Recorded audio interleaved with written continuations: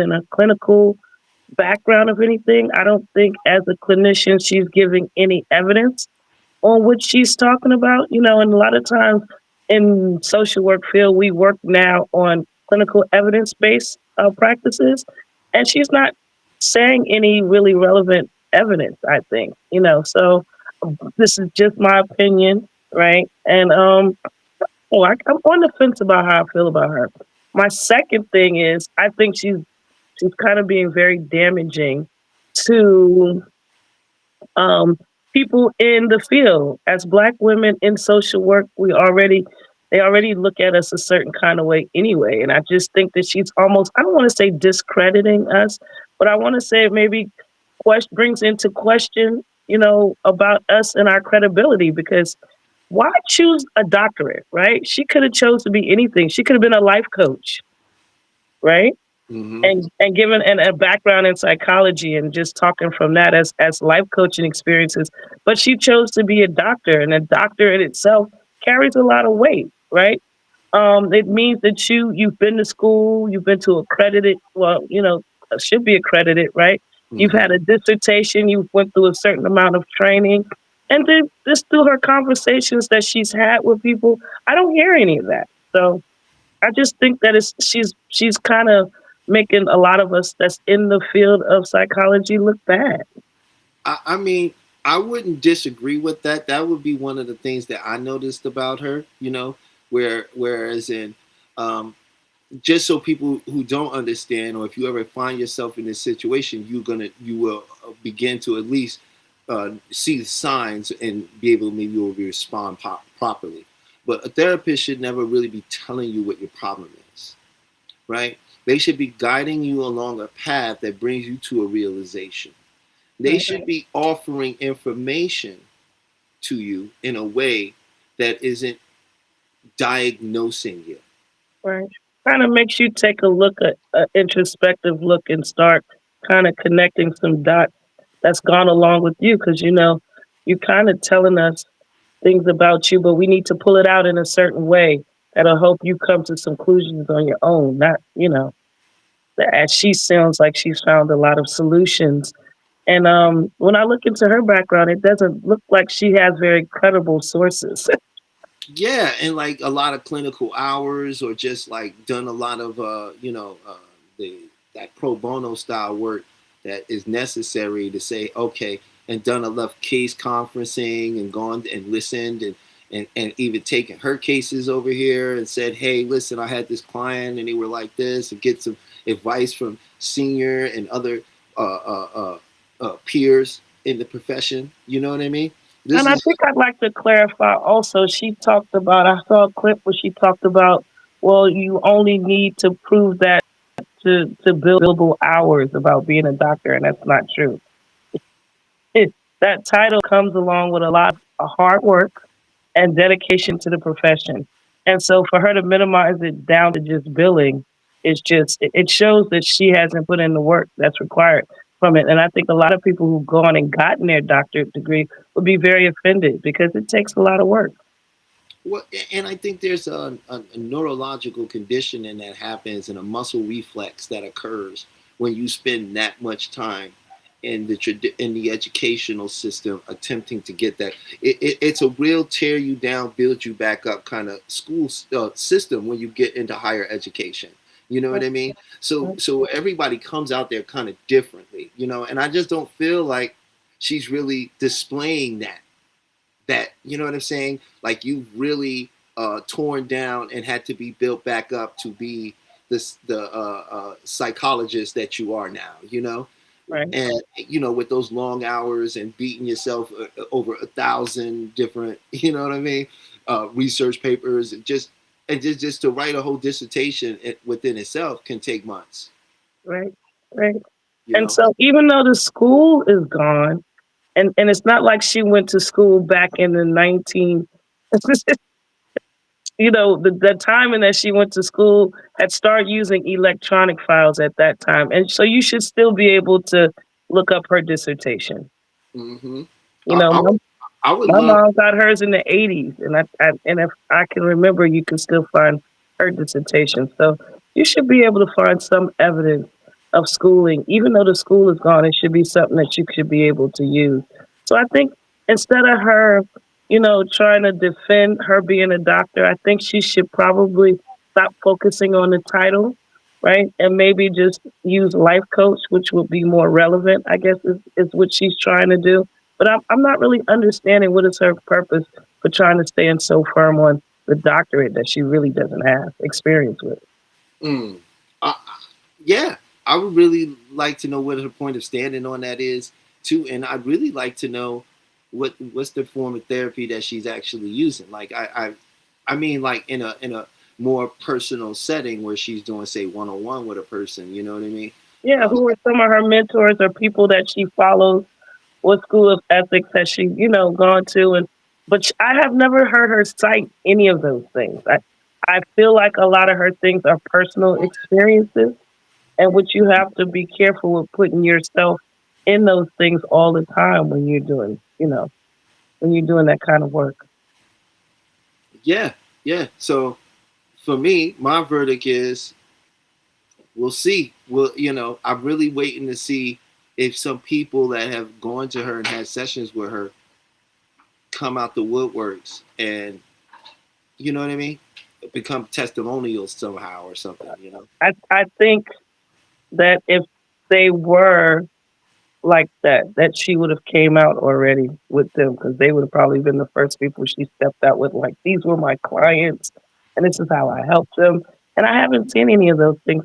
And quite frankly, if we go back and look into her history, I don't even know where she came from. I've never heard of her. Uh, then you say she came from like Real Housewives or something, Which is a scripted show. right? Which makes you wonder, who helped her get this How off. much credibility she had? She's not on the doctors that are on what's that, Married to Medicine, because they are professional doctors who are actually practicing, you know, have practices. She Mm-hmm. came off of Real Housewives of Atlanta, so for all we know, she could just be another character. When you put it like that, it's like maybe she is. You know, Yeah, I'm really wondering if I like my thing was like, okay, usually I there's think I things. see your chat is going on. I don't know if you can Oh see it. yeah. Oh wait, I just see Make Maybach. Peace and salute, King. What's good, brother? It's good to see you in the chat. That's my sister right there, man. So big up my sis, man, for showing up for me, man. I appreciate that.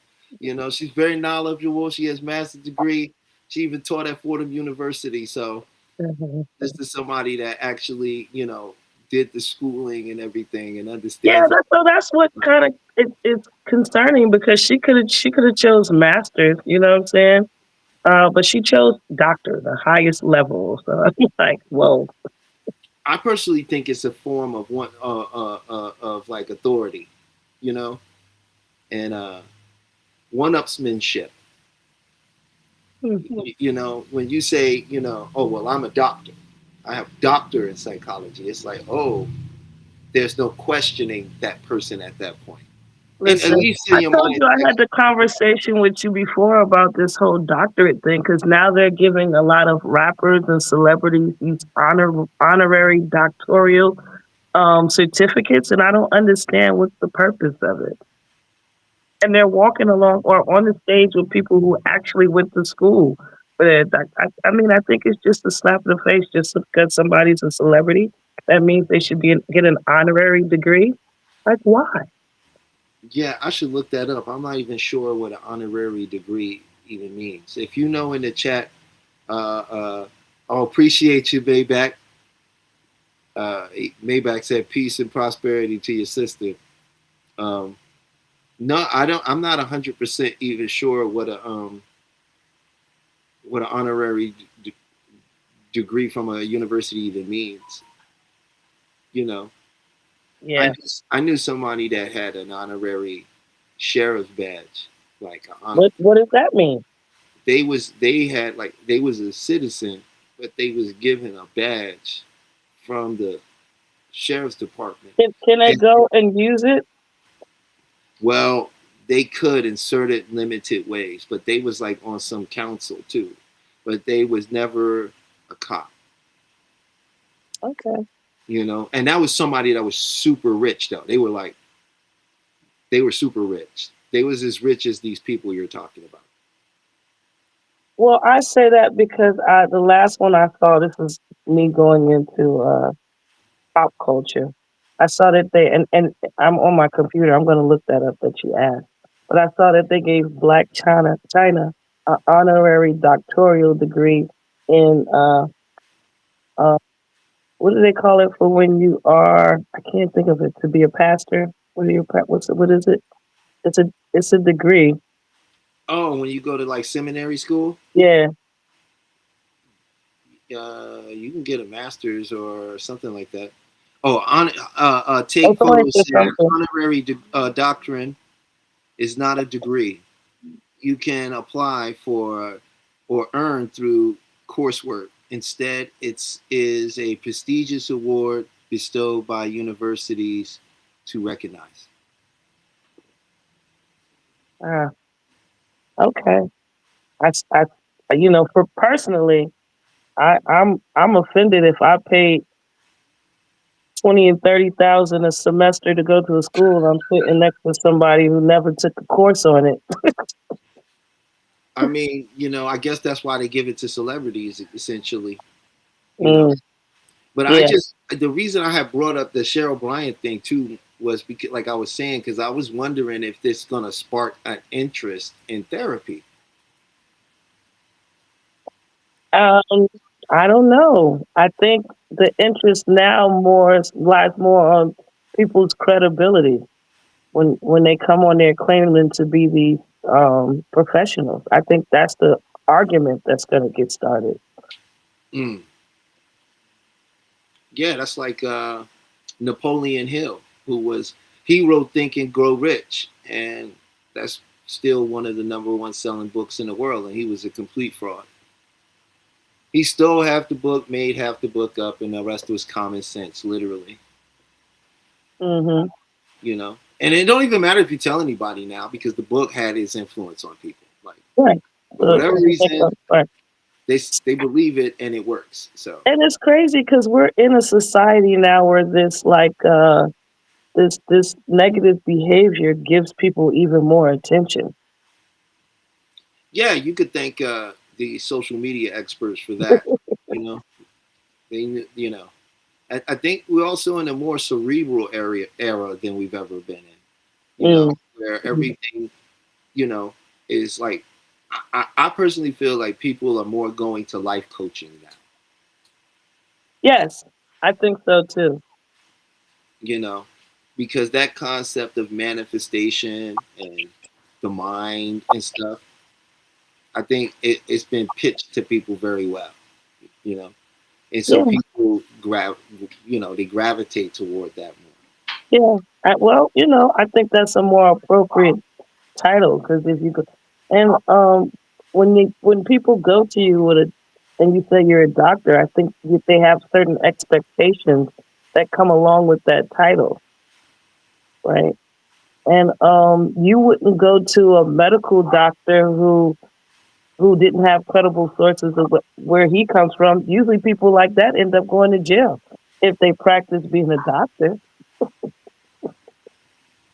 Yeah, you wouldn't run down to a doctor and say somewhere deep in South America.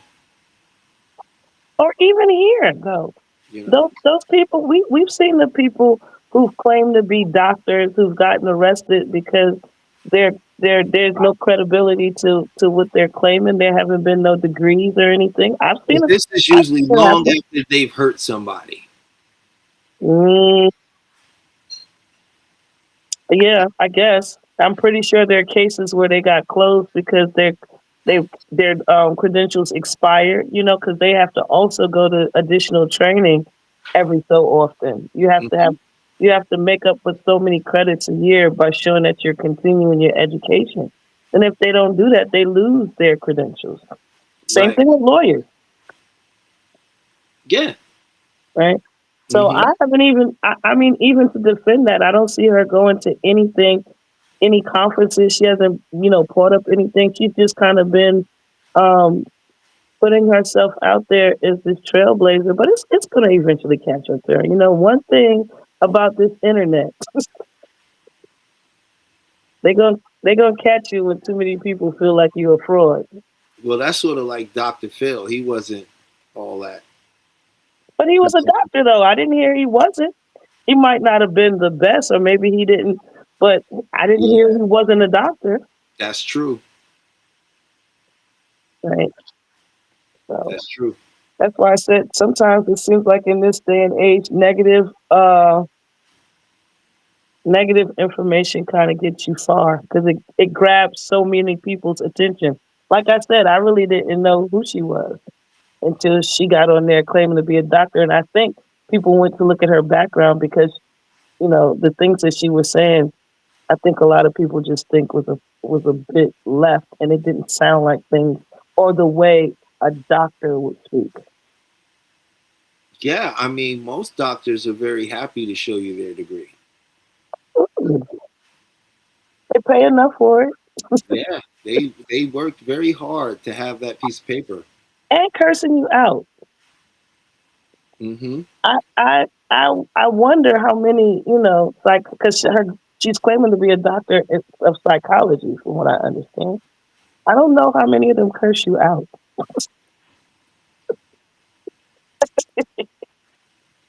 You know, this is what I'm saying. That's why I was very curious to know what style, you know, of therapy she was using. Yeah, Right? What was she? Was this just all cognitive? I talk to you, tell you, look, this is where you're going wrong in life, or is there a method? Is there a worksheet? Is it systematic? right, You know what I mean? Do you? How do you get to the root cause of a person's problem? You can't do that by berating them. right. And it's unfortunate because, I mean, in this day and age, it's good that people of color have decided to try therapy. More people are open to it, you know, because it's always been kind of like a stigma attached to therapy that we don't usually utilize. And so I think that in the past years, it's been more positive light that's been shed on people of color to receive therapy, be open to different kinds of therapy, right? And I just think now there's just kind of, it's not a setback, but it's still something to caution people like, you know, how many quacks is out there, so to speak. And definitely nobody wants like somebody like that in their head. Yeah, I'm just sending a little message right quick. Yeah, No yeah. So problem. we're gonna open the lines up while you up here, and if anybody would like to come in and share their thoughts on therapy, on what they feel like they learned from this situation, you know, or and also, please like, share, and subscribe. And please share the live. If you're watching right now, you will be doing a great service to us and you if you just share these lives. We really appreciate it. It helps us spread the content, it helps us spread the word, and it helps us grow the channel as well as the community because the things you think about and the things you share are important. Right. And as a community, we're able to get these ideals and these thoughts out there. And we're also able to help each other.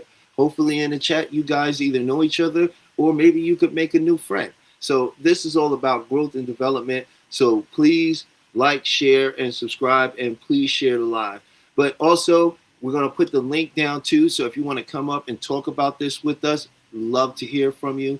Love to get some of your insights and your thoughts about it because, quite frankly, we find it very interesting. I find it very interesting because, once again, I feel that in the media front, there's a little bit of a bias toward black women, right? And once again, we have this black woman who looks very powerful. She's very beautiful, right? We can tell she can speak better than what she's presenting, and when she needs to, she does, right? But once again, here we have her. Is she a fraud? Is she not a fraud? There's this big attack, and quite frankly, the way I, from my experience, is it gets turned into this black woman thing. Yeah. You know what I mean? And there's that stigma there. And I'd like to discuss it. I'd like to dive a little bit into it because it affects how we look at therapy, right? And if she had a good, if she was as credible as she is, she should have a PR person who would have been told her stop doing all these interviews on all these shows and put out a statement. If she had a good PR person. Yeah, because every show I've seen her defending this, she's very agitated. You know, so Well, this once again, it makes me wonder how much. I'm not going to say she didn't study psychology, right? But we both have studied psychology. We both have an understanding of idiomotor responses, right? And how the body, like we know, you can look at somebody and you can tell if they are confident. If you can tell if their body posture is standoffish, you can tell if they're nervous. When you study these things and you get involved in that, you learn about that, right? So as someone who understands that, that seems to be one of the things you would be more conscious of. right, right, If you're standing there, you would be like, wait, I don't want to appear. I know that when I close myself off, it gives the appearance of defensiveness. This psychology 101. yeah, that's basic. That's why I say, and she's at a doctoral level. She should be talking to people about how not to feel like that, or maybe channeling more energy on to other things about asking why they so fixed on it. Is there something in some way she presents? But I don't know. But I'm still learning about her. I didn't really know who she was. Because a couple of times I saw her, I just was like, I I wonder where are the black women that are more like the Maya Angelou's, right? Like the people who try to say things that are positive. We can uplift each other for towards change. Like, haven't we been demeaned and beat up enough? Like, I don't need you to get on here and tongue lash me any more than I've already been. Well, yeah, I agree. I feel like, see, this brings me into like this diaspora of the, see, life coaching and therapy is just, I'm going to say some of the things that these guys say, but you can't hold me responsible for it because I'm not certified. This is just one man's life experience. And I'm going to offer that experience to you. That's the extreme difference in a life coach. Right. You know what I'm saying? So it's like, if she could have came more from that perspective to me, it would have been a lot better for her than to come from the perspective of someone who say knows the DMS5, right, and is somehow well studied, and that's always every year or so that they change that, they add to it. One of the things they recently add to it might blow your minds, guys, but they've called this a mental condition, nicotine. Hmm. You know what I'm saying? So the what the expansion of what has been considered a mental illness has grown greatly. Yeah. You know what I mean? So I feel like at some point it's like, where is the line, right? When it comes to the life coaching and therapy and stuff like that, and and what she's doing, in my opinion, is a bad look on all the people that actually are certified and have the clinical hours and they're out there doing the good work for real. Yeah. It's like she coasted off their name and their authority.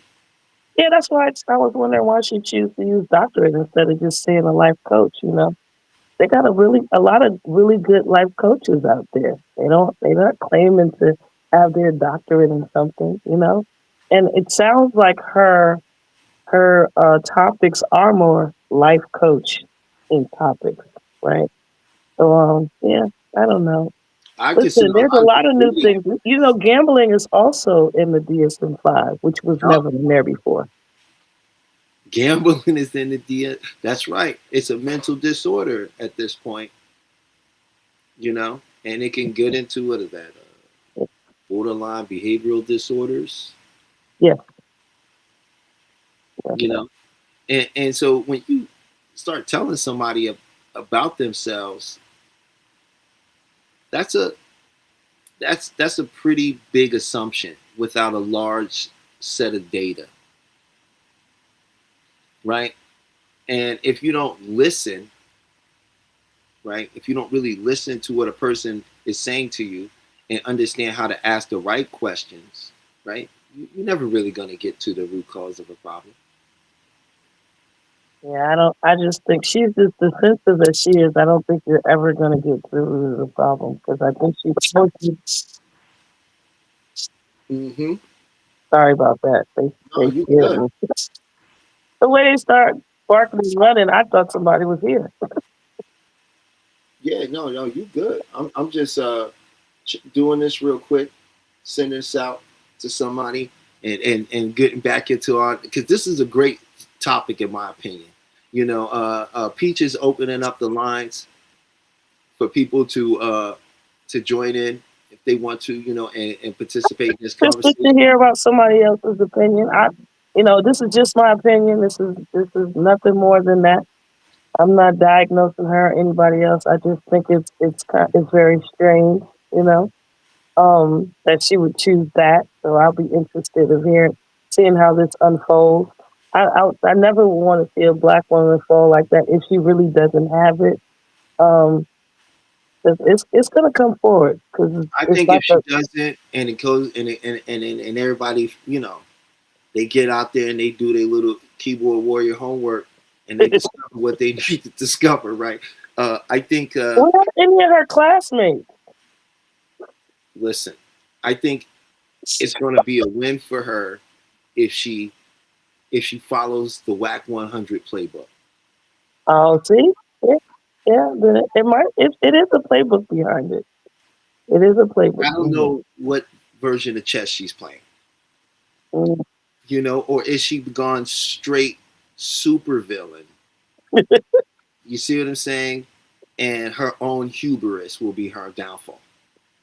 Like, this is the hill you chose to die on. Like, Yeah, you know, I'd rather a better light be shed on us. Even as much as I didn't like Kevin Samuels, he didn't say he was Dr. Samuel. no, and I know you didn't like Kevin Samuels. I liked a lot of things that he said. I did not agree with everything he said because I felt like a lot of what he was going into was very religious. I think that the healing in our community and in many other communities is not going to come from verbal abuse and cold hard truths, as they like to put it. I think there is a happy medium and middle. I Yeah, think yeah, that most people who are unhappy don't really truly desire to be unhappy. They just don't see a way out of it, right? right. And you can use that type of shock and awe to get a person to drop their critical mind and then give them your suggestion and they accept it, you know. But for the most part, I think when you speak to people a certain way and you have rapport with them and see how they got where they are and understand how real it is for them and how true it is for them, right?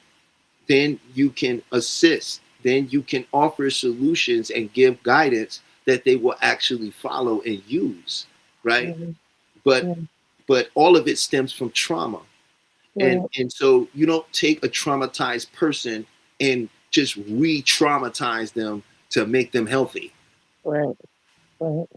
You Yeah, see what I'm saying? And even when it comes to Kevin Samuels, where are all the men that he actually helped on a personal call outside of the ones we heard going online saying, I spoke with Kevin Samuels, my life was like this, and now look at my beautiful wife, my home, my car, my kids. It all worked just like Kevin said. Where are the testimonials? right. Well, I think that's all, what they're saying to you is like when people. I mean, this internet it can be very dangerous. Well, 'Cause there are people that call in and have called back and said, "Hey, I listened to you and this worked out for me," right?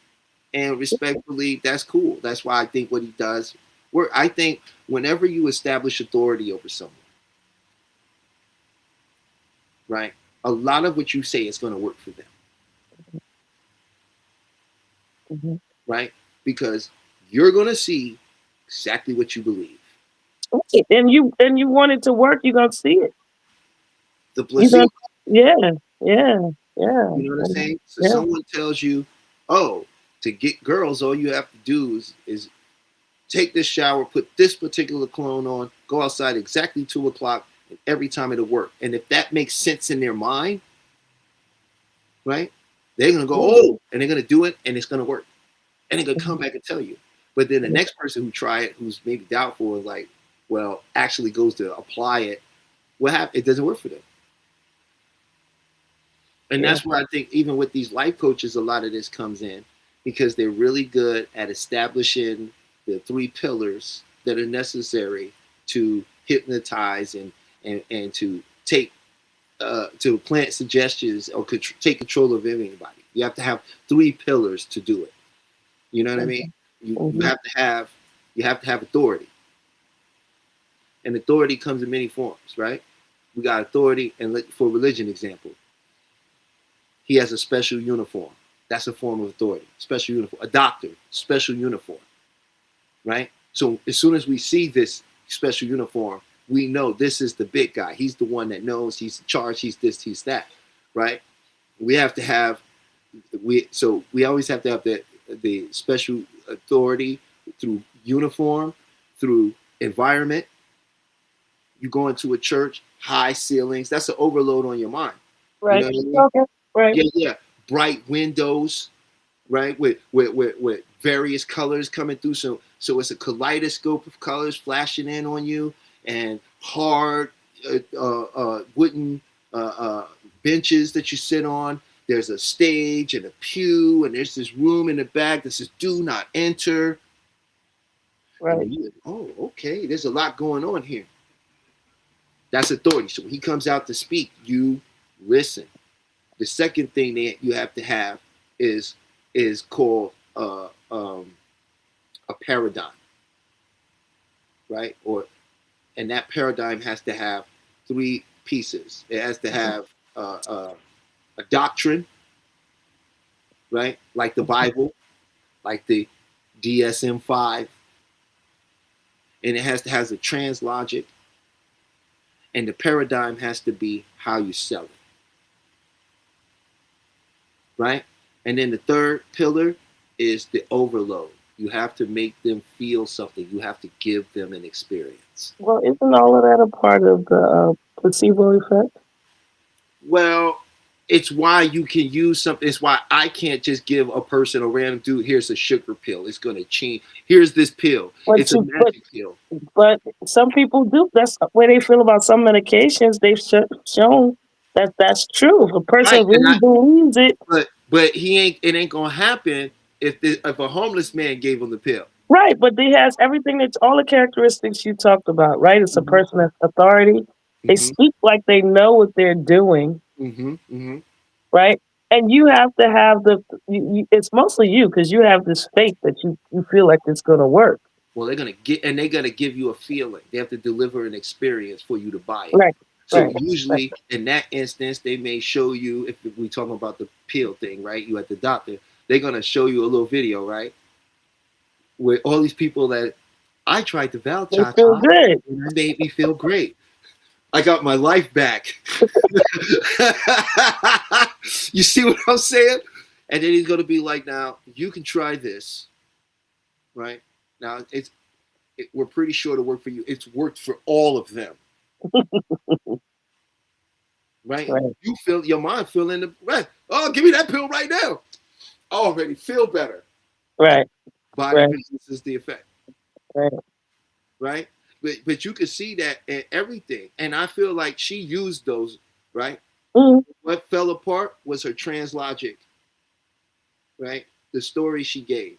And translogic is any story or information that falls apart at the slightest bit of scrutiny, yeah, that's where she fell apart. right? And so what fell apart? Her whole authority, her whole. If you don't Yeah, have all 3, you lose anyone, you lose control. right, right, right, right, right, right, right. So I thought that was Yeah, yeah. Oh man, You're gonna make me go deep. Now you're gonna make me go down the rabbit hole and start looking because I tell you I just got to look at her background. Like where did she come from? Because I feel like I've really never heard of her before. I never heard of her. And I couldn't tell you who she was from a hole in the wall before I started seeing the videos about her in the thing. And for some reason, apparently, all the good work she was doing didn't matter as much as whatever they're accusing her of. Oh really? Okay. Yeah, because I didn't really know about her. I think the only thing I seen previous to this was when she talks. I think it was Cam Newton or the guy that wears the hat, and Oh okay. Yeah yeah I'm not sure what the. I think it's Cam Newton, if I'm not yeah. It mistaken. is. You know, and she was talking to him, and the thing she was saying to him was,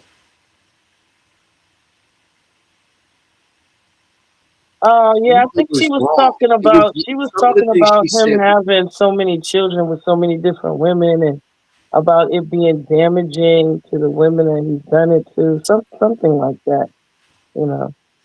And And and and and that's because he was making the argument that he had all these children from different women, and he took care of all the children that he had from these women, right. and that they were good and they were taken care of.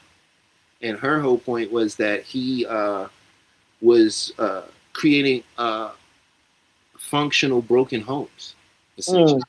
mm, We're normalizing the father going in and out mm. and not being there for the child's full development by living in the house. Oh, okay. Okay. Yeah.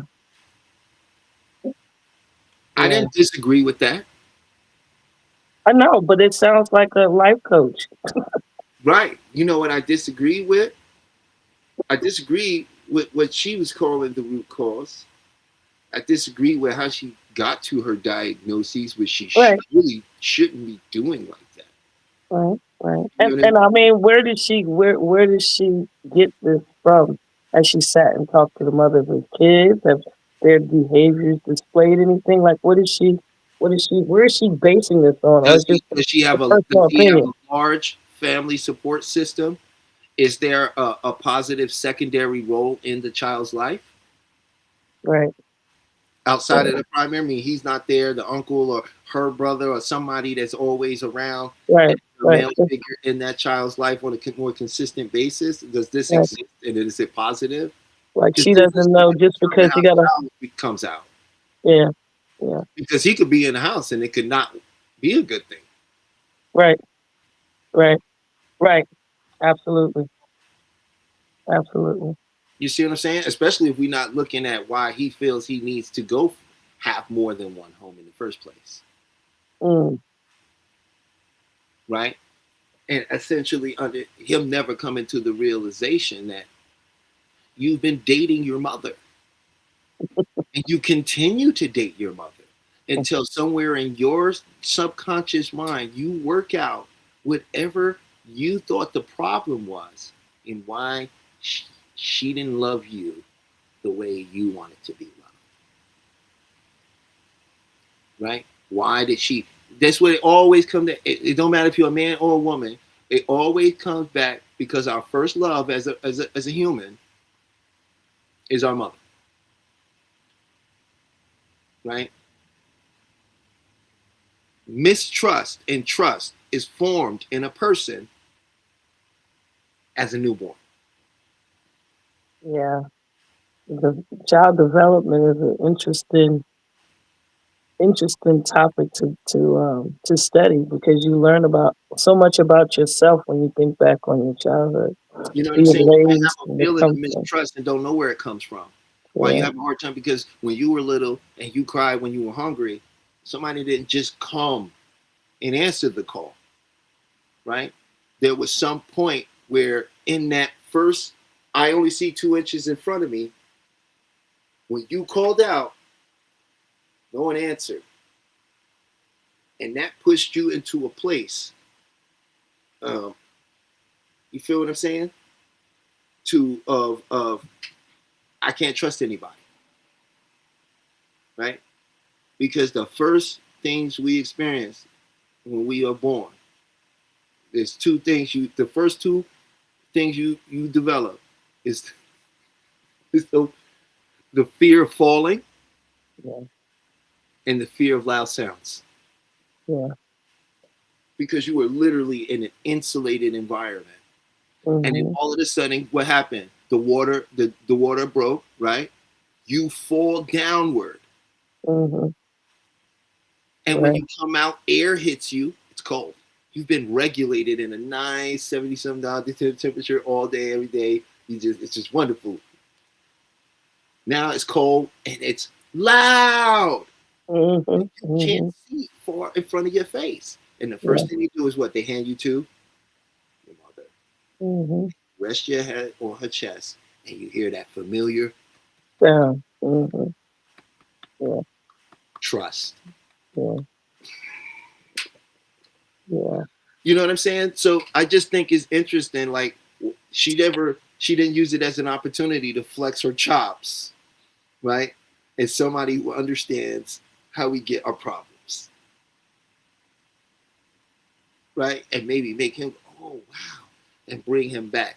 It was very directed to, you have developed this habit of being a dog, Right. and you're Right. destroying black families, you're creating broken black families. You know what I mean? And I don't think that's therapy. Yeah. Well, it's accusatory. You know, Yeah. but I had somebody that wanted to come on. I was trying to send them uh, uh, the link. What happened? If you see me looking over at all weird. Oh wait, they there. Oh, okay. They backstage. You're gonna like this one. You could bring them in, Peach. You could bring them in.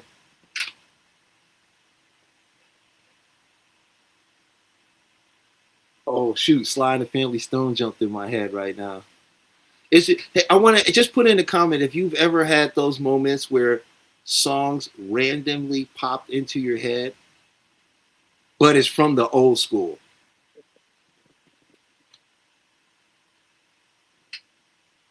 Well, let me see. Have you seen the lady that start doing with Jackson?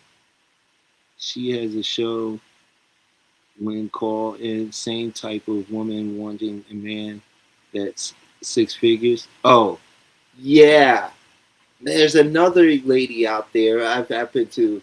see her in my feed.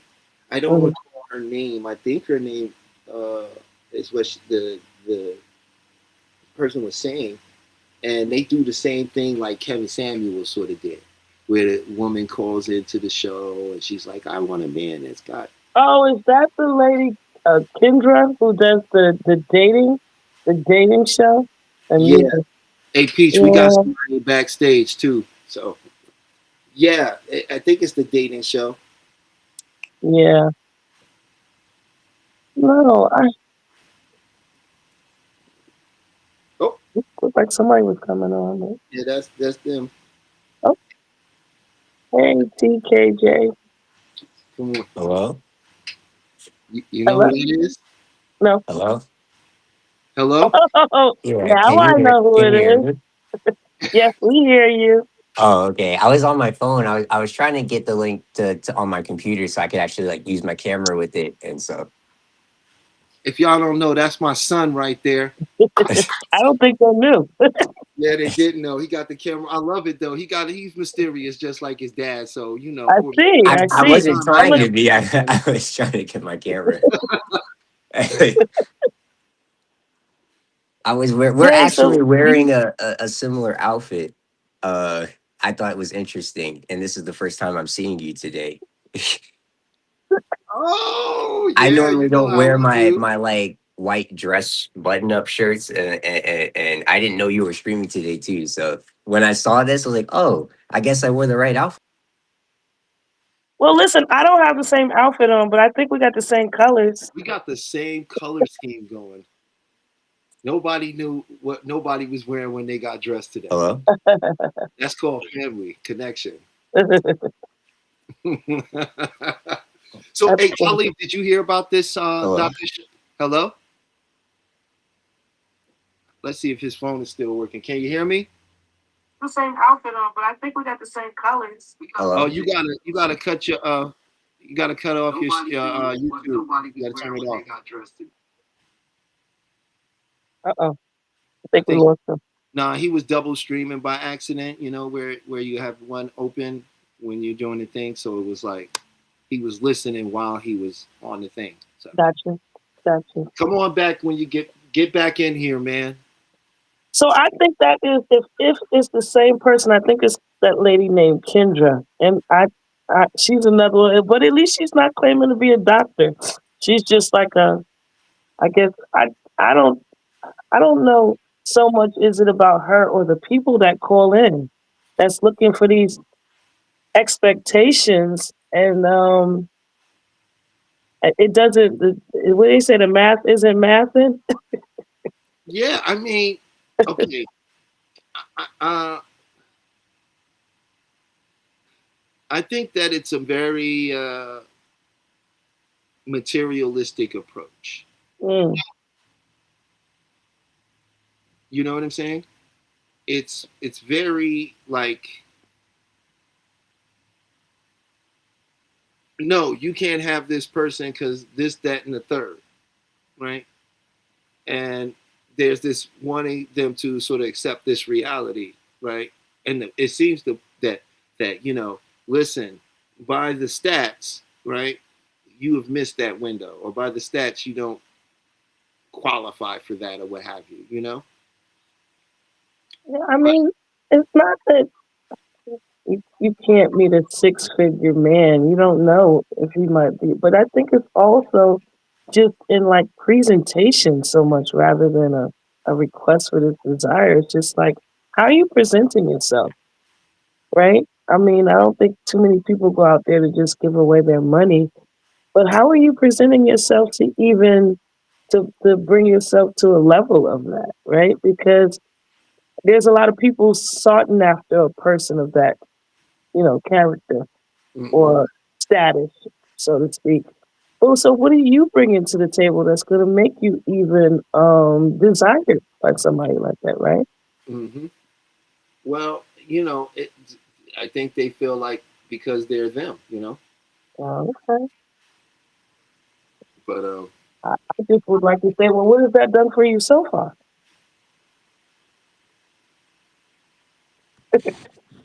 what it seems to you back, Hey, man. she's back. Oh, I'm back.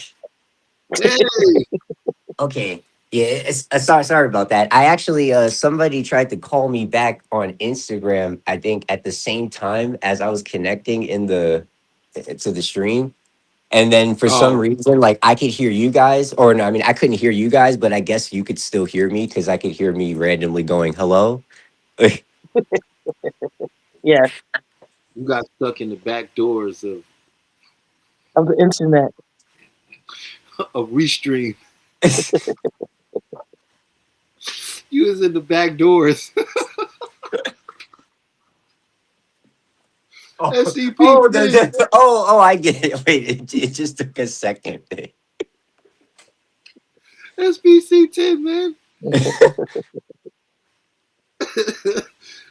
Listen, did you hear about this Dr. Cheryl Bryant situation with the lady? I'm just curious. If not, we gonna move on. I didn't. I was actually just looking it up when I was listening it to you guys talk about it. This is my Mm-hmm. first time hearing anything about it. I have no idea who she is. Yeah, Did you see it? Did you he see is. it? That doesn't come up on his algorithm. Yeah, I can see why not. Somebody's wrote. I can't see it. My screen is so tiny. It says doctors go with nurses, police, and lawyers because they But are all in similar groups. You have to absolutely, be in those groups to even meet those type of men. I agree. I agree. I Yeah, agree. Hmm. I'm 100% on board. And so what it led to was Basically, Talib, we were talking about this lady who claimed to be a doctor of psychology and a therapist, but her credentials I, I've Are not, being questioned. they're in question. Okay. And she comes across sort of like Kevin Samuels, but a woman style. But Mm. I would say the way a woman would think she is perceiving Kevin Samuels to be Oh, okay. Okay. very harsh, you know, Yeah. very rude. But what we were talking about was because she's a therapist and because it created so much buzz, and now you have all these different shows and things popping up with women giving advice to other women on how to secure a six-figure man. And I don't even think she has a man that's making six figures. The person we're talking about. Well, I think she's dating a woman actually. She is? Don't quote me on that. You could Google it to find out. Or maybe we're not talking about the same person, or are we? Sunchild 51 said, "Hey Mo Money." More Hey, money. hey, who's Sunshine? That sounds like somebody I would know. It does, doesn't it? Hey. Hey, stay to the shadows. So, so Tully, what I was talking about was therapy, right? And Right. I was really getting ready to get into hypnotherapy and what's different about it, you know. And also, the second hour is going to be talking about manifestation and the power of the mind. So I think it's really good you came up because you have your own experiences. Oh, yes. I was just gonna say that that's my next class. That's my next class. So this is the part I get to listen. So Oh go no, because you have your experience too, Moya. ahead. You know what I'm saying? We did the power of mind experiment a couple years ago, Mm, and you found the exact house you was looking for mm, in your head first. yeah, yeah. You know, and everybody on this call, on this live right now, actively practice some form of meditation and mental well-being. You know, Yeah. so you definitely have room to chime in. But I'm gonna let Talib talk a little too. I would love to hear what he has to say because I was talking about, I was getting ready, I wanted to talk about the different differences between traditional therapy and hypnotherapy. You there, Oh, man? okay. Yeah. Oh, I'm here. I didn't know if you wanted me to start talking about it or if you were gonna open it up more into that. I can if you want. Sure. Yeah, I could just segue off of you or go into it off of that because I was about to just start going. I love hypnotherapy. I feel like, in my personal opinion, that's actually what most people are expecting to get when they go to therapy. Um, Maybe a little more so, not well, no, because you can still do this in hypnotherapy. So in my mind, or well, the way most people look at therapy, they think you're going to go down there. Well, not think, you usually do. You sit down with somebody, you talk about whatever story it is that you're telling yourself that is your life. It could not be happening now, it could be something that happened to you 15 years ago, whatever it is that's you feel like you're holding on to or you got to work through, and you sit down and you relive it and you talk about it and you have these emotional experiences attached to them because you're reliving the experiences, and then you just keep doing that and over until you feel like you've gotten over your problem, which is how I looked at regular conventional therapy before. Hypnotherapy, I feel, is what more people actually would be comfortable doing or open to, because it's everything therapy is without requiring you to sit there and talk about what or reliving your experiences and just listing down everything that's ever happened to you. You can do that if something's on your mind. If you want to talk at first, you can. But a lot of what hypnotherapy is, it's a lot of modalities that allow you to actually talk to that inner self, that inner voice inside of you that's actually running these programs and beliefs that you're still operating off of, but not at a conscious level. So all it does is it gives the power back to you. In my mind, the hypnotherapist isn't curing you. They're not fixing anything in you. All they're doing is being there and asking you for permission to allow you to let them to work with your mind to help you build new beliefs and positive suggestions in your life that will serve you in a better way, not just sitting there and going over something and just reliving certain moments in your life and still feeling like you're experiencing it, though, if that made sense. That's super power. Hey man, bravo, bravo. I agree 100%. I think I'm not against therapy. I think there's some very good uses to cognitive behavioral therapy. I think there's like when I do the cognitive thing, I like the Paris window. I like doing things now like with the Sedona method, which is very cognitive. You don't have to go to sleep or any of that, you know. But I find like with regular therapy, it can work because over time you get to work things out, but it's a process that could be very slow, very painful, right? Because you're Right. dealing with it still on a very conscious level, right? And with hypnotherapy, we can go right to the issue in your mind, in a state when you are most receptive to accepting those suggestions. Most importantly, you get to bypass your critical mind that makes the mind that says, "Oh no, this is who we are. This is the stuff we like." There's a reason you just won't change. There's a reason your name is not. Somebody can't just come along and tell you your name is not your name. It's because you have a critical mind that protects everything in that subconscious mind. That's the belief of who you are. And who are you? You're just a set of reactions and experiences that you've repeated over time, and you've accepted that as who you are. Like when you can able to take a moment and step outside of that, the belief of that's who I am, you begin to see from a different perspective. And when you can change your perspective, then you can change what's happening and what you think is happening.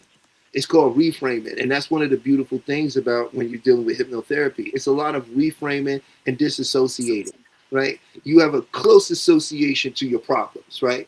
And so you neurologically respond to them because there's a lot of emotion, right? But when we can disassociate you from what you're feeling right now and bring it back here, and then just get it right out the frame, and now it's just gone, and then we just anchor it being gone, and guess what? Now it's gone. The mind don't know what's real and fake. And the beautiful thing about it is your mind works in images and symbols, Right. right? And hypnosis directly works with imagery and symbols. So it's a powerful way to make substantial changes in a shorter duration without the painful, agonizing feeling of having to relive everything without feeling you have control about what you're feeling. Because all those feelings you feel, it's just a program.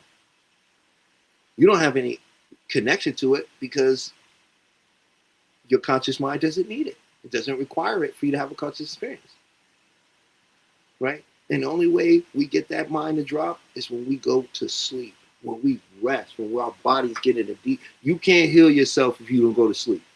You can take all the medicine you want. That medicine ain't really gonna kick in until you go to sleep and your body can do what it does because it's relaxed and it feels safe enough to do what it does. And a lot of our issues and mental problems coming from the fact we don't feel safe. We're either thinking about what's going to happen to us or we're thinking about what has happened to us. So a lot of our bodies do not feel safe. And that's a contradiction. If in your head you're saying everything's good, life is good, I'm going to be better, I'm going to be rich, all this is going to happen. But your body is saying, we poor, I don't know where the next meal is coming from. It's a contradiction. And hypnotherapy allows you to take both of those minds and give them the same goal. And that's why I think it's better. Not better, but I think as you're going to see, you're going to find a lot more people are going to start going to hypnotherapists. It's a reason it's been around for as long as it has. And a little fun fact, before there was anesthesia, They used hypnosis. Mm, interesting. You know what I mean? Because what you call pain is a what? Condition what? Response. Mm-hmm. Right.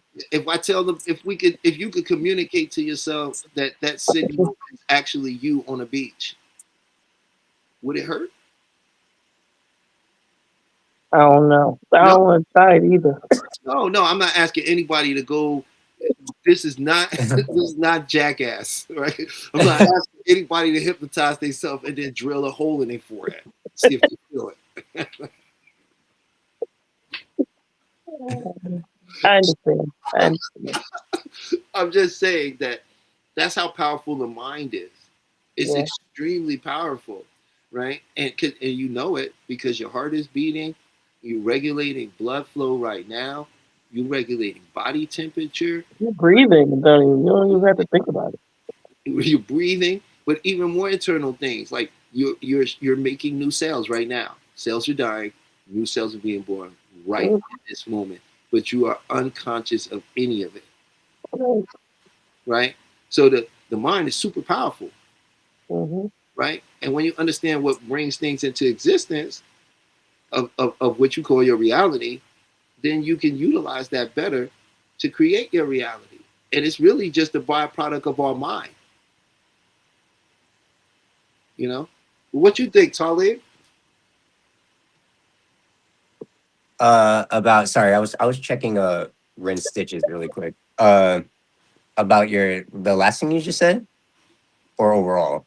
Overall, Oh no, overall I completely agree with it. I mean, I feel like this whole topic of hypnotherapy and just starting this journey and even going to learn this for myself has completely changed my life. Like just the beginning process of this, I feel like when I started my sessions now, I've gotten through certain things that I felt were holding me back, that certain beliefs or statements I said to myself that I genuinely felt like I could never actually get through, or that was just something wrong with me. Uh I didn't find any of those answers, or well, I didn't realize I already had those answers until I started going through hypnotherapy. So I love this. yeah, and yeah, that's hypnotherapy is great. But if anybody's out there want to, please come up, please share. You always can come up and still share about the what you feel like you learned from the Cheryl Bryant incident. Because we really want to talk a little more about this therapy, man, and how it's affecting people and what people are now starting to think. It's a growing industry right now. It's I think it's like the fifth largest growing industry in the world right now. And Yeah. And they say it's important for people of color to get into it because we come from a different place sometimes with things where we can actually, relate to more people of like minds and skin complexion to help them through this. So they are encouraging more men to become involved with therapy yeah, and that's and one of become the reasons therapists. Yeah. I'm out there trying, building this as a business and doing pro bono and helping people because I want to demystify a lot of it for people, Right. and and let them know that, like, no, this can be very useful. It can be very helpful, uh, especially. I think hypnotherapy is for people that feel like, man, I tried everything. Like, I really want to do this, but I've tried everything and it didn't work. Yeah. They have to be Right. open to it. Yeah, Yeah, it's definitely something you have to be open to. it's not one of those things where, like, hey, prove to me this works. Right. Right. You know what I'm saying? It's not that real, that kind of thing. It's a thing about wanting to make change, right? Because Yeah, if because people also think, because TV always gives us these grandiose ideas, right? And usually they've shown people who are into hypnotherapy as to getting into people's minds and and making them do stuff, or so people get kind of weary about people going into their head and what they're going to do. Yeah, and the really cool thing is that that's all not true, right? And as everyone here has experienced it, we can tell you that no, you're very aware, you're very conscious. You don't do things that you don't want to do. That's Right. still your subconscious mind still has the critical mind there. It's still there going to protect everything you fully believe. You see what I'm saying? You're not asleep. It initially was called, you remember Talib? For hypnosis. Yeah, before it was called that. Um, oh my gosh, don't tell me. I won't. Ah, It starts with an M. mesmerism. There you go. Thank you. It's There you go. By a called man named mesmerism. Franz Mesmer, right? And it was James Braid that coined the term hypnotherapy. And it Right, was named after the Greek god of sleep. But this was really before they truly understand that people weren't asleep in hypnosis, right? That they just appeared in a state akin to sleep, right, but they were still conscious and aware, right? But their body was in a state of sleep, meaning the body had completely relaxed as if it was sleeping, right? Which meant that when people was given suggestions at this point, they would readily and easily accept it, right? Especially if it was something that they wanted, you know. right. And I think that's one of the most powerful aspects of it is that when you do that, and oh my goodness, it really does work because you can't make somebody do it. It's a do with, not a do to process, you know. Right. So yeah, uh, you cannot just be.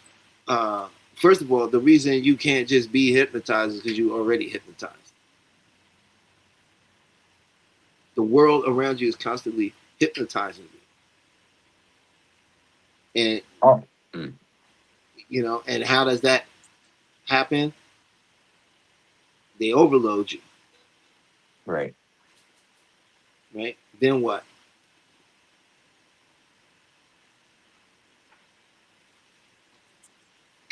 Go ahead, Tully.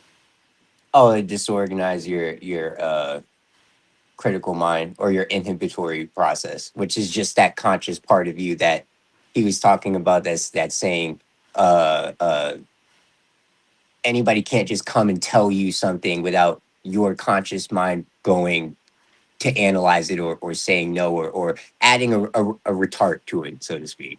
Mm-hmm. Mm-hmm. And then once you hit the overload, then what happens? They get So what? once you've been overloaded, and they bypass your critical mind, or they disorganize your critical mind, it triggers a state or a fight or flight response in the body. Which anytime that happens, if you start to study hypnotherapy, you'll find that once that happens, it triggers or it creates a state, a hypersuggestible state, which is just the state that means you're most suggestible to anything somebody can put into you, whatever you're watching, listening to. And we go into these trances, so to speak, or states every day. If you listen to music, if you watch TV, you're watching a movie, you have gone into a hyper suggestible state at some point, and you weren't aware of it consciously, but you were still aware, you were still up, you were still watching the movie or receiving whatever it is that was being suggested to you. And then after that, uh well, I just kind of started talking about it. So once you get into a hyper suggestible state, this allows access to your subconscious mind, which is what I was just saying. You're still up, you're still conscious, but now we've bypassed that part that is starting to filter things out, that's coming through, that's questioning things. If somebody gave you a suggestion, hey, wouldn't it be great to just run through the streets naked? If you want to think about something funny in the most simplest way. Uh Or buy my uh product, right, right? Or Geico doing some extreme thing, and then all of a sudden, You can save 15% on Geico, Right. and then it just ends. Geico. Geico. You see what I'm But saying? throughout that It's whole not really commercial, they shock at played all. a jingle for you. They Yeah. put you into a trance. Mhm. And then that gives you the jingle becomes your affirmation. Right. And Like, then now, whenever you hear that, you start to associate that with savings because that was the suggestion put into your mind when all of these elements were being played at the same time and you were being hypnotized and sitting there in a suggestible state, taking that in subconsciously. Consciously, if someone stopped you and tapped on the shoulder and then asked you quite like, hey, 1, 2, 3, 4, 5, eyes open wide awake. Hey, what were you just watching there? You probably wouldn't be able to say exactly word for word what you just watched, but the feeling and the suggestion of what was put into you is still there. And bingo. that's the whole point of hypnotherapy when you start taking that idea and realizing, hey, I can bypass my that part of my mind that's going, I don't know, well, I have this problem and this is where this came from, and you start to analyze things. This is what this is used for. You can bypass that and just go straight to the subconscious mind and now think about, instead of putting in weird advertising messages or negative thoughts and beliefs, what if we just use this tool to put in positive suggestions and things that actually serve you on a more direct level, just talking straight to your subconscious mind, not that conscious part of you that's questions everything because that's its job. I know for me personally, for a long time I would think there was something wrong with me. Like, why does that part always keep coming in? I consciously know that this is not serving me, but I'm still doing it and entertaining it. Hmm. That's its job. You wouldn't be able to experience this world on a conscious level if you didn't have that, because anybody could just tell you anything then. Exactly. And when you look at that, that makes you begin to realize, or maybe you begin to think, and you can allow yourself to become aware of the fact that how much of what you think is happening to you is your own thoughts. How much of Right. what you believe of it is you. And how much of it, of the things happening to you, have come from your state of hypnosis, from being suggested to by companies, government, corporations, influencers, right? And this goes back to our initial talking point too, with the Cheryl Bryant, you know. And when Mm. you put someone in this state and then you push all this information into their head, you're giving them a lot of suggestions. They consciously don't realize it. So what does it become? Their state. Their Right. state, and that affects their behavior. And that behavior becomes what we see demonstrated from them, Right. right? And so when you understand that, you sort of start to see why we got certain demographics of people behaving in certain manners without Yeah. being having to single any one person or group out, you know. So Mm. I think that if you like, my purpose for it is to use the same tool that was used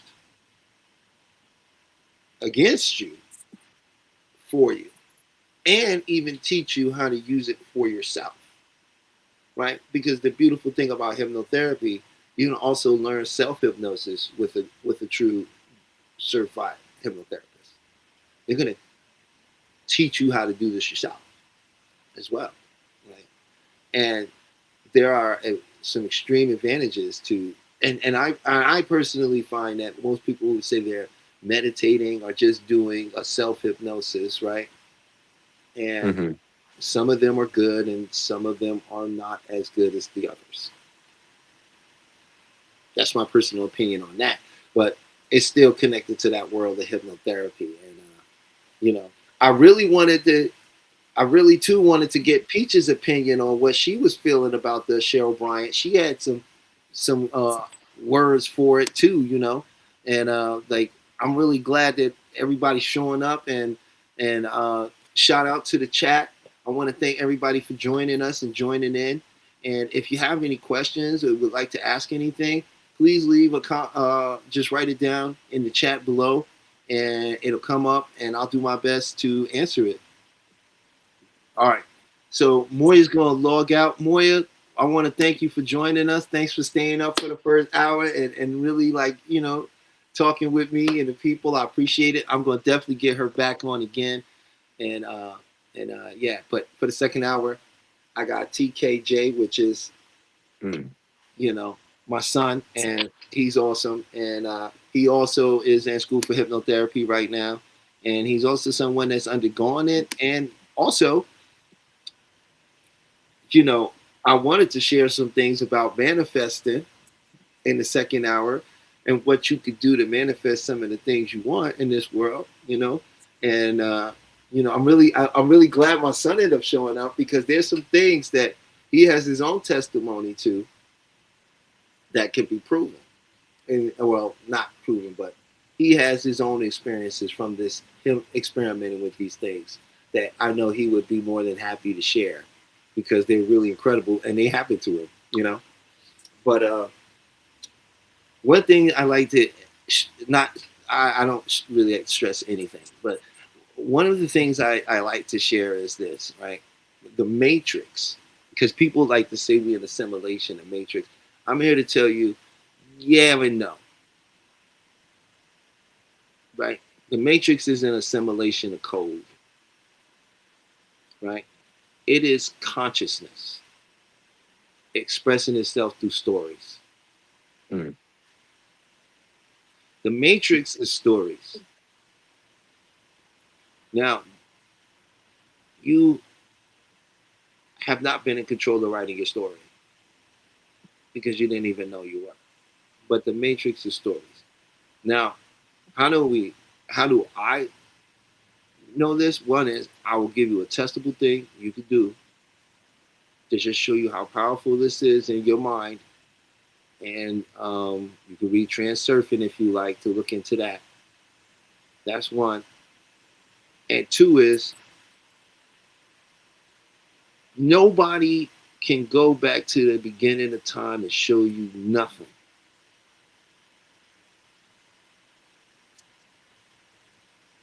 Right. The Big Bang is a story. Oh, no, it's a story.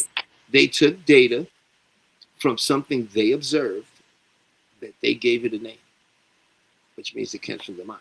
It's them observing something, right? Mm. But there is nothing there. No one can go there to that point. No one can actually give you this there and say, look, you see that? This is a 15 billion years old, right? How do we date a particle, right? Because energy can't be created or destroyed. Do you understand where I'm going? Which means it's eternal, which means it's infinite, which means it never was created. It was always just here. Right. So everything's a story.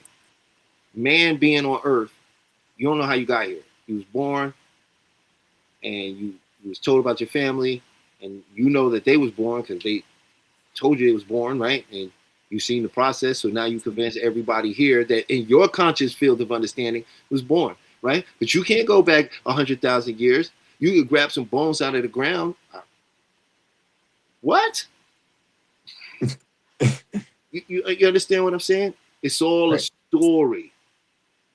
These stories become reality because we see how perception, through you studying and learning hypnotherapy, of learning the NLP and psychology, you understand now that your perception is really just a distortion. You're not even really living in reality. Right. Yeah. It actually, when you start looking at NLP, when you brought that up, it actually one of the first thing it teaches you is that how you start interacting and how you even take in the world around you and these experiences. And the first thing it says is you're actually not you don't experience we don't experience our events or reality. The when we go out to an event or something and have an experience, you're not experiencing the event. You're experiencing the perception in your mind of the event. So you're never actually living and experiencing something 100% to what the event was. Just that's what happened. Even when you go down to your memory and thinking about things, and you just went outside, you went to the bar, you had a nice time, and you came back, and then you started thinking about whatever had happened that night. You're not thinking about the event, you're thinking about the perception of what that event was to you, how it was perceived to you. through your five senses and your emotional resonance to it, Right. right? So the Matrix is just stories from the Big Bang to man being on a planet to 100 million years ago, the Galactic Federation set up camp, right? Now, how can I prove it? Well, all you have to do is rewrite the story. What? How you supposed to just easy? All you have to do is use your mind and your imagination, and you're gonna imagine whatever the person or people are doing, they do exactly what you want. And then you go into that situation with the intention of them doing it, just as if it really is that way. They will do exactly what you want. Now, if you want instant results, here's what you do. The next time you're in a difficult situation, or is it an argument, or whatever it is, and then I'll let my son go ahead and give his example of this. All you have to uh do is not say what the script has written for you. There's a script, and that script is your normal response to that situation. That's your script. Now, you can break the script by doing something as simply as going good googly moogly. You can literally just look down and say, sometimes it dawns on me that all humans have toes. Really?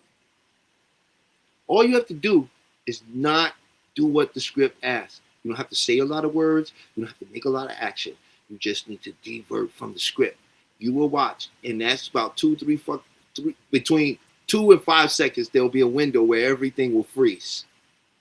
Just the matrix resetting itself. Like, oh, the script's not. And now in that window, you get to write the script right there. Just be different and just play it out the way you wanted it to go, and you'll see everybody will do it. Now, Tali, go ahead, give me your experience about that. yeah, I figured the okay. The first time he shared this with me. And I've always been a strong believer, and my dad does this in a specific. He did this with me this way because he knows how I am. I like things that, and he likes to give people tools that you can go out and just use this in the moment. You want to test this for yourself. You don't just take my word for it. I used to have a group. I'm a big gamer. I'm on Discord a lot with my friends, and Hey, give him your Discord because he is a. My son has a business, another business as well, where he teaches FPS and uh, fighter games. So and competitively. So let's say you want to get good at whatever FPS shooter, you know, uh, you can hit him up on Discord, and for a very reasonable amount, he'll sit with you, walk you through the techniques. He'll actually coach you through some games. What else do you give him, Talib? uh, that was pretty much it for now. I mean, well, not it. Like Didn't you say you I gave him a list or something with the yeah, DS? for specifically for fighting games, I have like whole charts of frame data and actual like gameplay strategy and guides, like specifically for each character you're playing. Basically, all of the stuff you should do if you want to actually have all of the knowledge and play at the, so to speak, highest level in a fighting game. I just put that all down in a PDF and actually have it there for you and give it to you. Because if you get into these games too, you'll end up looking this up online anyway. Like the frame data, like the number nerd side of the part of it, so to speak. Oh, give me a Um, little bit of nerd, man. Explain some of that. What do you mean frame data? so just like every move and everything in a fighting game has a hitbox attached to it, which just means this area, there's an area cut out that's surrounding this limb or this part that interacts as or counts as a interaction. Um, and even if your character physically uh isn't touching you, if the outline of their hitbox, whatever it is, how it was coded into the game, is interacting with another character's hitbox, it will still count as a hit. So that's how you get interactions in fighting games where you're like, hey man, that dude didn't hit me, or that looked like, what the heck's going on? He wasn't even standing anywhere near me, and I tried to press a button and he hit me first. And I don't know what's going on. A lot of new players will experience that, but a lot of games don't teach you what a hitbox is, and that frame data is what's dictating or what allows you to even have the type of pressure you have in fighting games. So if you want to be a person who feels like, oh dude, this guy's just pressing buttons on me, he's nonstop mauling me, I can't get him off of me, it seems like everything he does, I just can't beat him to it. That's because they're using their frame data in a way where the lower your frame data is, it just means the faster your next move will come out. So if your light punch is 7 frames, and then the next punch you throw out, if it's anywhere under 7 frames or under, it'll come out faster. And so if you throw out a 7 frame button and another person throws out, let's say, a 12 frame button, then the 7 frame will always beat 12. So you have to know mm, uh, uh, your frame data on your character buttons to even Really get the to advantage. yeah, thank you. To get the advantage pressure wise or offensively, and not feel like you're just sitting there blocking or somebody is always beating you to a button. But a lot of new players don't know that. So that's the part I'll do for my business. I literally, because I love all of that stuff and I've done it while learning these games. I have all of that written down and saved in files anyway. What's your Instead Discord of again? my Discord is just my name, to leave Kearns right now. I have to change it again for if you've ever played Heavy Rain, then you'll know this reference. But my Discord under my name is Talib Kearns, and then the tag is Norman Jaden. But yeah, and Souls games, like Souls games, FPS, and fighting games, I mainly do. Especially like if you love Dark Souls games, I didn't know people actually paid people to coach them in those games. Um, and then when I found that, I was like, I might as well do that because I have mastered every single Souls game that is in I existence. will witness. He's platinum all. That's a fact. Yeah. I, I I think the only thing I haven't done with those games is speed run them, and that's only because I just don't want to do that to myself with Souls games. I've tortured myself enough in regular playthroughs and stuff. So I just wanted to promote your business a little bit. One of your business. He's also uh, working on becoming a hypnotherapist himself. So pretty soon, for the younger generation out there, um, you'll definitely have someone in your age bracket that can really relate to you and you know Oh give. yes, I'm even thinking about like bringing this hypnotherapy to like the FGC or the fighting game community with fighting game tournaments, because that's what I really want to uh go farther with in the gaming industry. I have too much skill and potential there to not be putting myself out there at this point, tournament wise with fighting games. Well, But a lot of your sports, tournament, so uh it's not like you ain't, you got some under your belt. But before we oh go, yes, I do. I do always talk about it like that. I haven't done it. I already have gone to tournaments and placed in high positions in fighting games. So yeah, yeah, that's a fact. So before we go too far, go ahead and explain your story and how you tested this matrix theory out for yourself. yes. Okay, because I always get very excited about this. So the night my father actually told me about this, I was already on Discord with my friends, playing Valorant. If you know it, you know it. Um, and I came back up after he told me what to do, and he's like, "You want instant results? Just say what you don't normally say. Break the script. It doesn't have to be something super crazy and outlandish. but just something that you wouldn't normally say, and then don't say anything and watch as the entire it will just break. It will like be a hard reset. You might even hear them go completely silent. This is him telling me this before I went to test it. So I walked upstairs. I get back on the Discord. I had a problem in my Discord. My friends are constantly arguing with each other like every time we play. I don't like confrontation. I don't even understand why it's going here every time we're on a video game, but whatever. So I wanted to use this as a ways like you want to change your friends and your group. You want to shift into another reality where they don't argue ever.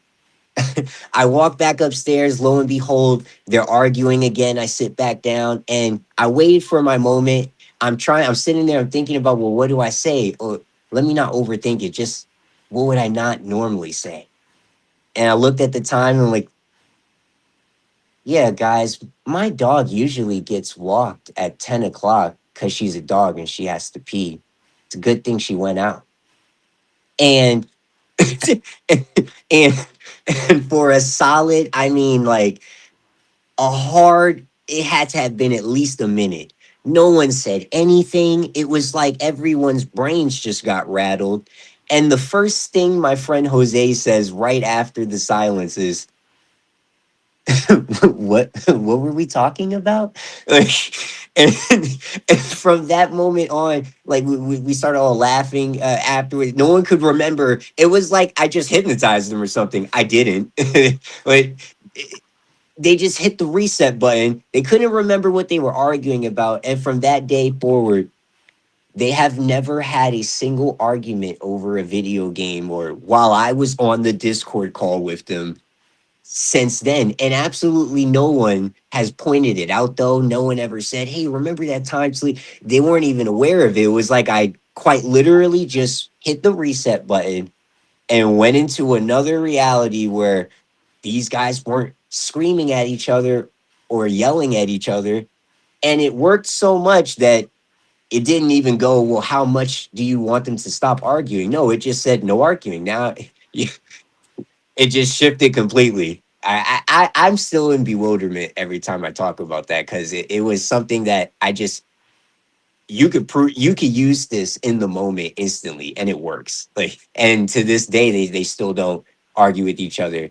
It actually has, yeah, I'll leave it at that. They don't argue with each other. And that's all I wanted. So I got what I wanted. It works. It actually works. It's a script. It's a, you. First of all, there's three things your brain does to give you what you call reality.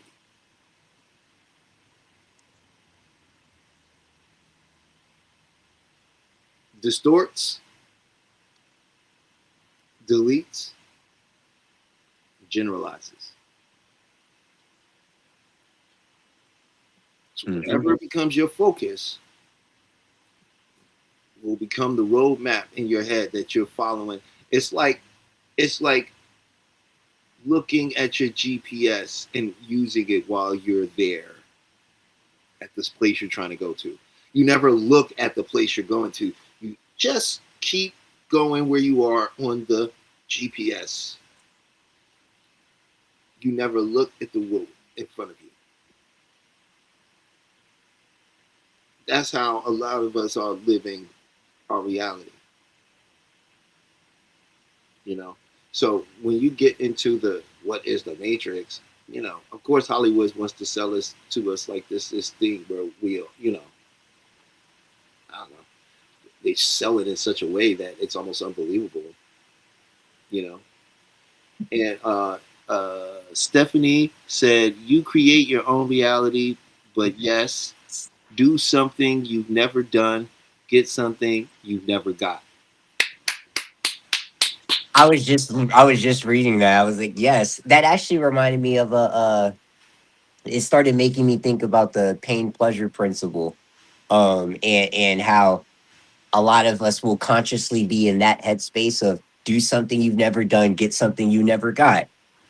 But sometimes the problem with people or people can feel in their lives is that'll start conflicting with a known association that is not necessarily serving them in the moment right now currently, but because the way your mind works and what is known to you is considered pleasurable and what is unknown to you or unfamiliar is considered painful, your subconscious mind will avoid routes that will experience the unknown or pain because it's not familiar with it.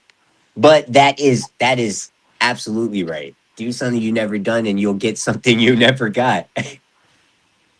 That is such a wonderful statement. I agree with it wholeheartedly. You know, it's one of the the powers of, in my opinion, one of the amazing what would you say, offerings of NLP. You know, Right.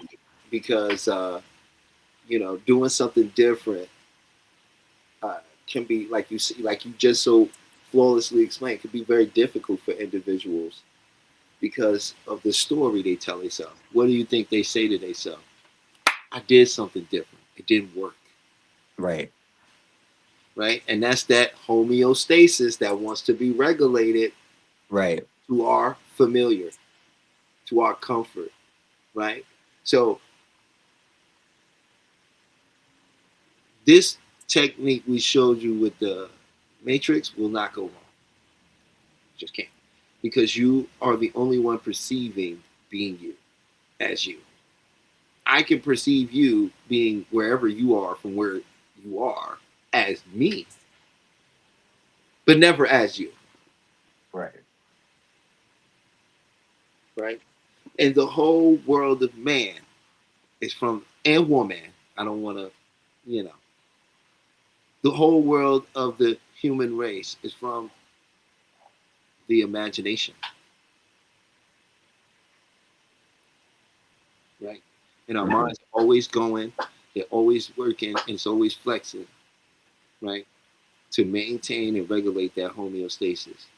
And you have something called a reticular activating system, and it sparks instantly. It's the reason you get what you want.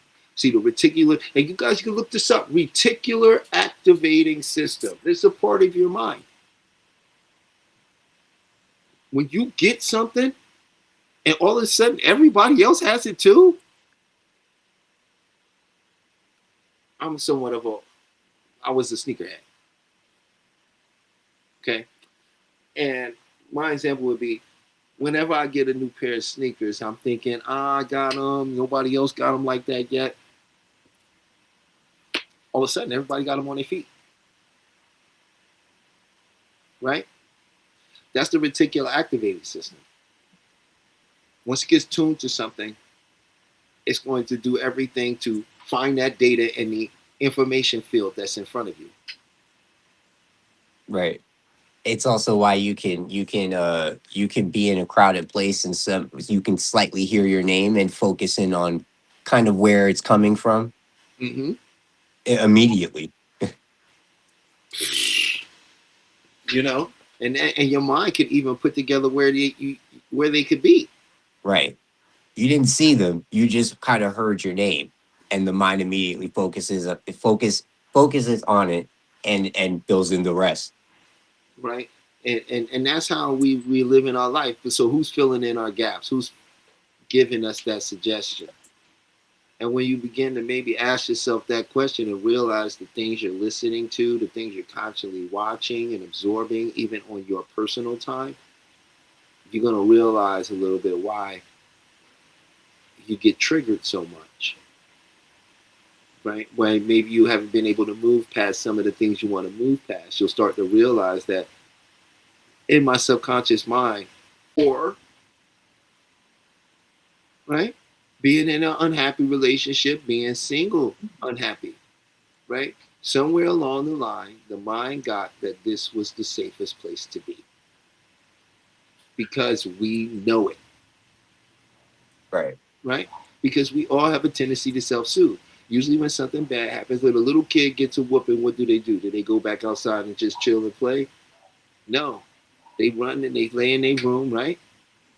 Mhm. And they lay on the pillow and cover their head and grab the blanket and they cry and they go, "Why does he hate me? Why did they do this to me?" Oh, right? Mhm. What's this? What's this? comforting, soothing. Hmm. Now, when somebody does something to them, what do? They run to their room or they run to their apartment and they don't go out and they may sit around and do something like this every now and then. And you see what I'm saying? Hmm. Not realizing that they have this thing that's running in the back of their mind that, hey, whenever something like this happens to us, the best course of action for us to take is to go here. Right. And what do you mean go over there and do this different thing? That I don't know what's going to happen. Remember last time we tried something? It was terrible. You know what I mean? Hmm. So lining those two things up. And first of all, we're running out of time on this one. The 2 hours that it came up and went so fast. It's been an awesome conversation. Please leave a one in the chat if you've enjoyed the show thus far. Just let me know that you've enjoyed it. Uh, um, I want to thank everybody for joining us and coming on and taking this time to hear our thoughts and opinions, and even the people that came up to share, like my sis, my son coming up to share. This is all wonderful. And I will leave you with the easiest thing you can do to change what is happening for you. Become aware of your language. Yes. How do we become aware of our language? We don't have to overanalyze and sit there and try to critique what we're saying. We must ask ourselves this simple question: is what I'm saying in service to me, or does it make me a victim? And if you find that the words you're getting ready to speak make you a victim, take a deep breath, hold it, and breathe out all the air.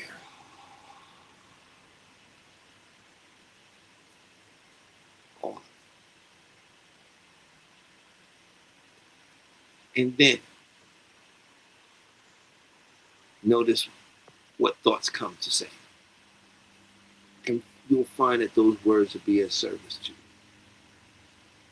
And what I'm gonna leave you on the show with is, Talib, you know this very well.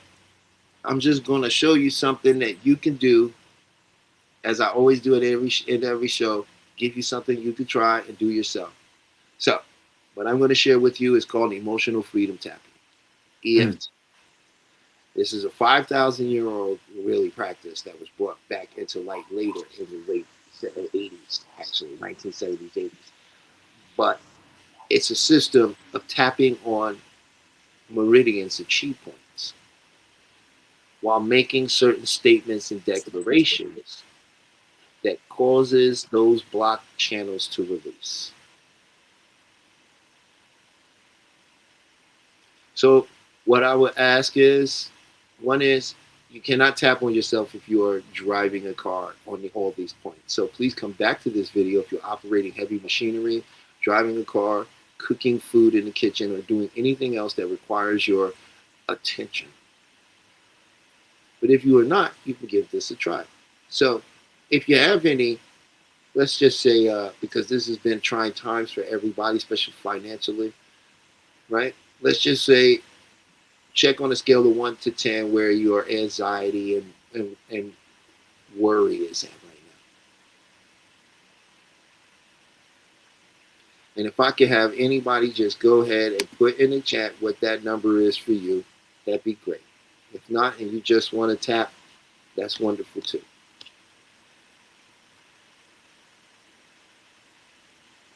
And tune in tomorrow, guys, at 12 noon, right? And 12 noon for Peach's show tomorrow. She's got a great show lined up uh, uh, for tomorrow. I believe the topic is, who's the prize, men or women? Right. So that should be really cool. I'm gonna try to drop in there tomorrow and give my opinions and hear all the other people's wonderful opinions. So what we're gonna do is just give it a scale of 1 to 10. And what we're going to do is, when you get that number, what I want you to do is, I'm going to show you where you're going to tap. You're going to tap on this karate chop part here. And you're just going to you could repeat after me, or you could just allow yourself to hear these words and let them resonate with you. or while you're tapping. So tapping on the karate chop, right? We're gonna make it real easy. I'm gonna show you how you do this. So it's very simple. You can use whatever words you want to adjust this to what you're experiencing. So even though I have all this worry and anxiety, I choose to deeply and completely love, honor, and accept myself. We're going to do that 3 times. Even though I have all this anxiety and worry, I choose to love, honor, and accept myself. One last time. Even though I have all this anxiety and worry, I choose to love, honor, and accept myself and anyone else or anything else that might be involved. I'm going to tap here, right there in the bridge, and you can just let the words resonate or repeat after me. All this worry, stress, and anxiety. All this worry, stress, and anxiety. Take a deep breath. Let that emotion come up, all that worry and stress, and just breathe out. Just notice how it dissipates. All this worry, stress, and anxiety underneath the eye.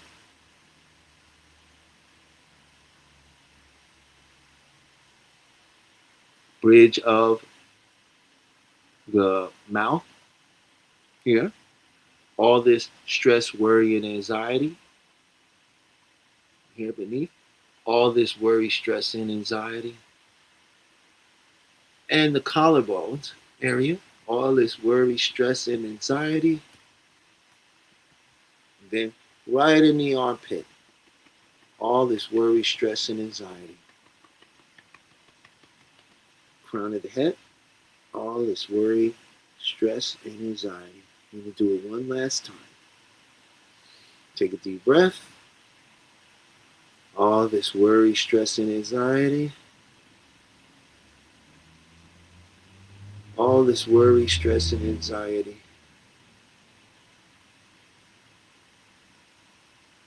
I think I'm ready to let this worry, stress, and anxiety go. All this worry, stress, and anxiety.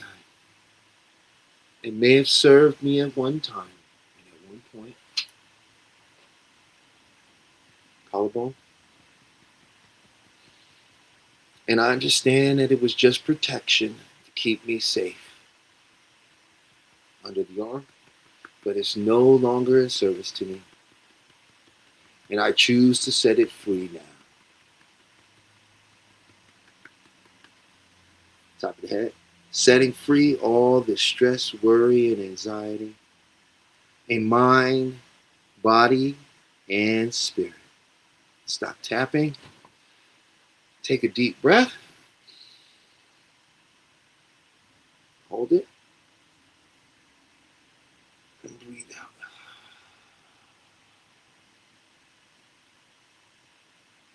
And notice where that stress is now. If it was a 7 or higher, notice that it might be a little bit lower and even lower than that. So, I've been Talib. This is Beyond the Mind.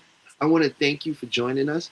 Tune in tomorrow night for the 12 noon show with Peaches, and we'll be back next Friday at 8 p.m. Eastern, 5 p.m. Pacific time. And Talib, you want to say anything to the people before we go? Uh, I just want to thank you for having me. I will try to have my camera on next time. Or, yeah, I had to come in last minute and get my email, get it sent through my text. But next time, I will be here from the start if I'm welcome again. I mean, not if that's in the plan. I don't know the Yeah, no, I'll schedule. see you. Mean you'll be back next week. We'll see you next Friday. Thank you, thank you. And that Yeah. was amazing. My mine went down. I'll talk to you about it afterwards. That's awesome. So I'm gonna have Peach take us out with what brought us in. That's a little thing I put together myself about the little history of how hypnosis and hypnotic modalities have been used to shape the world and how you can use it to shape your life. You can also find my links. You can check out my webpage at beyondthemindhypnotherapy.com. You can also book a free consultation. I also have scholarship certifications up there for free sessions. So if you would like a free session as well, we do have those. But yeah, it's been great. Enjoy your weekend, and I'll see you next Friday. Welcome to Rewriting Your Reality, a video focused on hypnotic modalities to shift the belief systems that keep you captive. We will explore the journey from being subconsciously programmed to achieving quantum freedom. Get ready to dismantle everything you thought you knew about your own limitations. The mind's power is a historical fact. Franz Mesmer introduced animal magnetism in the 1700s. James Braid coined hypnotism, defining it as a focused physiological state. Crucially, before anesthesia, major surgeries were performed using this trance state, proving the mind's ability to override physical pain. My personal journey proves the mind transcends the body. A near-death experience revealed pure awareness. After being paralyzed, I reprogrammed my body through visualization and discipline. The core truth is that identity is the prison and the key. Your mind can reshape reality itself. Unmasking the global hypnotic modality. Secret societies and governments. They understood the power of the trance state long ago and weaponized it to shape societal structures from the shadows. Corporate hypnosis. Advertising and media use sophisticated neuro-linguistic programming, NLP, to obscure reality and shift your belief systems without your consent. The ultimate goal, to control the narrative, consumption, and consciousness of the masses, turning individuals into predictable units of a manufactured paradigm. They are the masters of the hypnotic modality. The first element of global hypnotic modality is authority, manufactured to establish psychological inferiority. Uniforms, robes, and controlled environments trigger unquestioning obedience. When you look up to an authority, your critical factor is lowered, accepting suggestions as absolute truth. The uniform is the first induction. The second element is translogic, a self-contained system logical only within its own framework. This creates a closed loop of reasoning. A doctrine establishes ultimate authority, turning rules into absolute truths. The paradigm acts as a perceptual filter, making external manipulation feel like internal conviction. The third element is overload, creating an intense, rapid-fire experience that bypasses the conscious mind. Techniques include sensory saturation, emotional triggers, and message overload. This forces the subject to feel something profound, anchoring the belief without rational scrutiny. The heart accepts what the head has no time to question. The grand illusion is when you become your own hypnotist. Division keeps us fighting each other, distracting us from the masters of the modality. They use filtered evidence to make you doubt your power. The ultimate control is when you self-hypnotize with their suggestions. I am not enough. This is the self-hypnosis of suffering. The quick release uses the Sedona method to clear emotional debris. Emotional baggage is just something you are holding on to. You can drop it using these 4 questions. Could I let this feeling go? Would I let this feeling go? When? Answer. Now. Repeat until you feel a tangible shift in your state. The reframe shifts meaning and reality. Change the meaning you attach to an event, and you change your emotional response. Content reframing actively searches for the positive intent or hidden benefit. Failure is just data and feedback. A block is a stepping stone. Change the question to change the destination. You are already in a trance. Self-hypnosis is choosing your own program. This is your new operating system. Use a simple countdown to enter a deep state and plant empowering beliefs into your subconscious mind. Consistent practice rewrites your core identity, dissolving suffering and manifesting the quantum you. Are you ready to take your quantum leap? This exclusive transformation package offers the book 30 Days to the Quantum You, custom video masterclasses, and a personal Zoom session for deep work. Stop fighting the illusion and start